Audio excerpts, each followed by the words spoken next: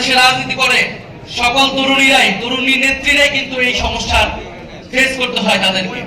ফলে সেই শারীরিক এবং মানসিক স্বাস্থ্যের দিকে আমাদের সবসময় খেয়াল রাখতে হবে। আরেকটি গুরুত্বপূর্ণ বিষয় হচ্ছে জাতীয় প্রতিরক্ষার অংশ হিসেবে তরুণদেরকে গড়ে তুলতে হবে।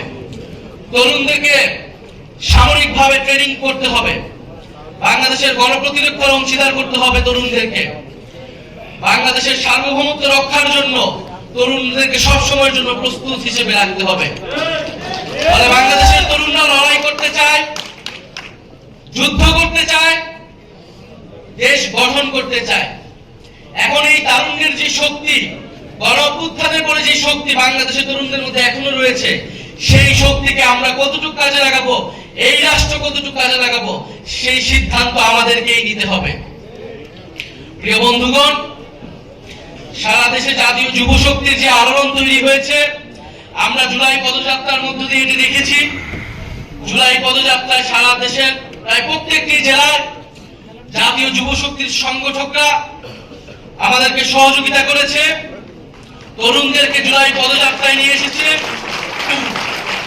ফলে জাতীয় যুব শক্তির আমি সেই আন্তরিক ধন্যবাদ জানাই এবং সেই সাফল্য কামনা করি। জাতীয় যুব শক্তি আজকে যে ঐতিহাসিক যুব সম্মেলন আয়োজন করলো এবং যেই প্রতিশ্রুতি, যেই ওয়াদা আমরা দেশের তরুণদের প্রতি, বাংলাদেশের জনগণের প্রতি আমরা দিয়েছি, ইনশাআল্লাহ সেই ওয়াদা আমরা পালন করব এবং আমাদেরকে সংশোধন সংস্কার নিজেদের ঘর থেকে শুরু করতে হবে। আমরা চাঁদাবাজ সন্ত্রাসের বিরুদ্ধে কথা বলছি, কিন্তু আমাদেরকে নিজেদের নিয়ে সবচেয়ে বেশি সতর্ক থাকতে হবে।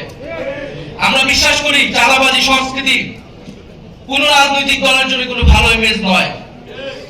ফলে প্রত্যেকটি রাজনৈতিক দলগুলোকে সেই পরিশুদ্ধির মধ্য দিয়ে যেতে হবে। যারা জাতীয় নাগরিক পার্টি, জাতীয় যুব শক্তির নাম খারাপ করার জন্য, অন্যায় সুবিধা নেওয়ার জন্য এখানে অন্তর্ভুক্ত হয়েছে বা হওয়ার চেষ্টা করছে, তাদের বিরুদ্ধে আপনারা কঠোর ব্যবস্থা গ্রহণ করবেন। প্রিয় যুব বন্ধুগণ, গণ অভ্যুত্থানের পরে নানাভাবে চেষ্টা করা হচ্ছে গণ অভ্যুত্থানের শক্তি, তারুণ্যের শক্তিকে অবদমন করার জন্য। এই গণ অভ্যুত্থানের তারুণ্যের শক্তি শুধু বাংলাদেশ নয়, পৃথিবীর তরুণদেরকে প্রভাবিত করেছিল, অনুপ্রাণিত করেছিল।